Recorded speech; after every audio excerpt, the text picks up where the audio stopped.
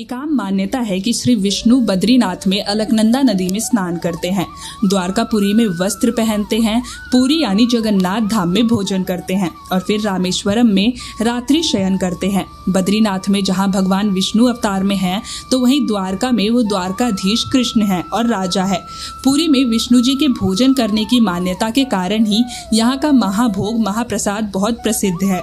ऐसी मान्यता है कि महाभोग पहले सिर्फ विष्णु जी के लिए ही था। देवी लक्ष्मी उनके लिए अपने हाथों से पकवान बनाकर और थाल में सजाकर उन्हें भोजन कराती थी। ऐसा इसलिए क्योंकि त्रेता युग में सीता के रूप में श्री राम को ठीक से भोजन नहीं करा सकी थी। इस महाभोग को पाने के लिए शिव जी और ब्रह्मा जी ने बहुत कोशिश की, लेकिन वो विफल रहे। फिर उन्होंने योजना के तहत नारद मुनि को अपनी लालसा पूरी करने का जरिया बनाया। देवश्री नारद पुरी के जगन्नाथ धाम महाभोग की लालसा में पहुंचे थे, लेकिन उसे पाने में विफल रहने के बाद उन्होंने माता लक्ष्मी से प्रार्थना करते हुए कहा कि नारायण की सेवा तो मैं हमेशा करता ही रहता हूँ, अपनी भी सेवा का अवसर आप मुझे दे। देवी लक्ष्मी ने नारद मुनि की बात मान ली और उन्हें कभी ईंधन लाने, कभी जल लाने, कभी अन्न लाने आदि के काम में लगा दिया। इस तरह देवश्री नारद 12 वर्षों तक लक्ष्मी की सेवा करते रहे। इस तरह वे लक्ष्मी जी की सुबह से लेकर शाम तक की सारी दिनचर्या समझ चुके थे। एक दिन देवश्री नारद भोग की पूजा के लिए वन से लाए कई सुगंधित फूलों की एक माला लेकर लक्ष्मी जी की सेवा में पहुंचे और उन्हें ये माला पूजा के लिए भेंट में दे दी। कुछ फूलों की सुगंध और कुछ नारद मुनि के इतने साल की सेवा से खुश होकर देवी लक्ष्मी ने उनसे उस दिन वरदान मांगने के लिए कह दिया। नारद मुनि जो 12 साल से इसी एक दिन का इंतजार कर रहे थे, उन्होंने मौका देखते ही झट से अपना मनचाहा वरदान मांग लिया। उन्होंने कहा, बस माता मुझे एक बार भगवान जगन्नाथ का महाप्रसाद चखने दीजिए। नारद मुनि की ये इच्छा सुनते ही लक्ष्मी जी सोच में पड़ गई।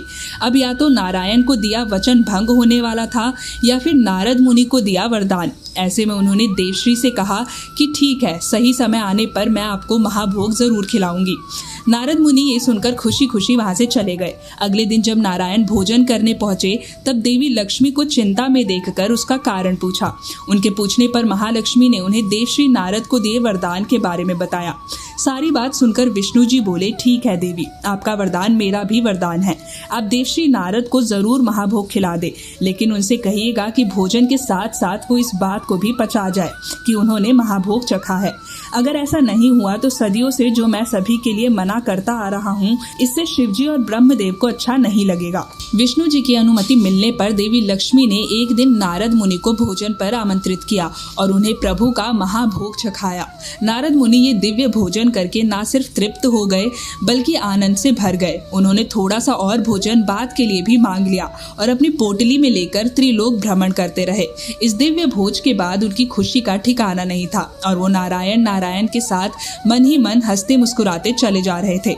उधर कैलाश पर महादेव ने देवताओं की एक सभा बुलाई थी। इस सभा में इंद्र और यम की समस्याओं पर बात होनी थी। यमराज की समस्या ये थी कि धरती पर वैकुंठ के आ जाने से कर्म का सिद्धांत और संतुलन बिगड़ रहा है। इस बात पर चर्चा हो रही थी। इतने में देवश्री नारद भी वहां पहुंच गए। सभी ने उनका सत्कार किया। फिर चर्चा शुरू हुई। वैसे ये तो बड़े आनंद की बात है कि धरती पर जगन्नाथ धाम स्थापित हुआ है और श्रद्धालुओं को धरती पर ही वैकुंठ का सुख मिल रहा है। क्या इससे भी बड़ा कोई आनंद हो सकता है? देवश्री नारद, जो कि अभी तक महाभोज के स्वाद में ही डूबे हुए थे, अचानक ही बोल पड़े, हो सकती है महादेव, बिल्कुल हो सकती है, अगर आपने जगन्नाथ धाम का महाभोज चखा हो। ये सुनकर शिवजी समेत सभी लोग सकपका गए। वहीं नारद मुनि भी घबरा गए कि अनजाने में उन्होंने ये क्या बोल दिया। इसे तो गुप्त ही रखना था। अब उनकी बात सुनकर शिवजी ने पूछा कि क्या आपने महाप्रसाद चखा है? अब नारद मुनि फंस चुके थे, झूठ नहीं बोल सकते थे, इसलिए उन्होंने सारी बात बताई। ये भी बता दिया कि वो थोड़ा सा प्रसाद लेकर भी आए हैं। ये सुनकर शिवजी ने कहा, मुझे भी वो प्रसाद चाहिए। नारद मुनि को वो प्रसाद उनके साथ बांटना पड़ा। इसे चखकर महादेव भी भाव आनंदित हो गए और आनंद तांडव करने लगे। शिवजी के आनंद तांडव से जब सारा कैलाश डगमगाने लगा तो पार्वती दौड़ी आई। उन्होंने शिवजी से इतने आनंद का कारण पूछा। शिवजी ने बताया कि उन्होंने महाप्रभु जगन्नाथ का महाप्रसाद चख लिया है। इस पर पार्वती जी ने कहा कि मुझे भी ये खिलाइए। शिवजी ने कहा कि मेरे पास अब प्रसाद नहीं बचा है। इस पर पार्वती जी गुस्सा हो गई और बोली कि आपने अकेले ही प्रसाद चख लिया, अब ये प्रसाद सारे संसार को मिलेगा, चलिए मेरे साथ। ऐसा कहकर पार्वती जी और शिव जी जगन्नाथ धाम को चले। पार्वती एक रिश्ते में विष्णु जी की बहन भी लगती है, इसलिए आज वो इसी अधिकार से वहां पहुंची थी, जैसे एक रूठी हुई बहन भाई से अपनी बात मनवाने के लिए जाती है। पार्वती जी को इतने गुस्से में देखकर लक्ष्मी जी कुछ कह ना पाई और जगन्नाथ जी भी नजरें चुराने लगे। इस पर पार्वती जी ने ही मौन तोड़ते हुए लक्ष्मी जी को भाभी कहकर संबोधित किया और बोली, क्यों भाभी, मुझे कुछ नहीं खिलाओगी? कितने दिनों बाद मैं मायके आई हूँ। लक्ष्मी जी ये सुनकर तुरंत ही फल मिठाइयाँ ले आई। तब पार्वती जी ने कहा, दोपहर हो रही है, भोजन का समय है, आप फल मिठाइयाँ खिलाएंगी, भोजन नहीं बना? ये सुनकर लक्ष्मी जी ने जगन्नाथ जी की ओर देखा। वे नजरें चुराते हुए मुस्कुराने लगे। इतने में नारद मुनि भी वहां पर आ गए, लेकिन सबके सामने जाने से बचने लगे। तब जगन्नाथ जी ने कहा कि ये सारा किया धरा आपका ही है, सामने आइए, सारा क्रोध अकेले मैं क्यों सहूं? तब देवी पार्वती ने क्रोधित होते हुए कहा कि आपने महाभोग खुद तक ही सीमित क्यों रखा? ये तो जगत के नाथ के लिए अच्छी बात नहीं है। जगन्नाथ भगवान विष्णु ने कहा कि देवी लक्ष्मी के बने हाथ के भोज का प्रसाद पाने के सभी कर्म के सिद्धांत से विमुख हो सकते हैं।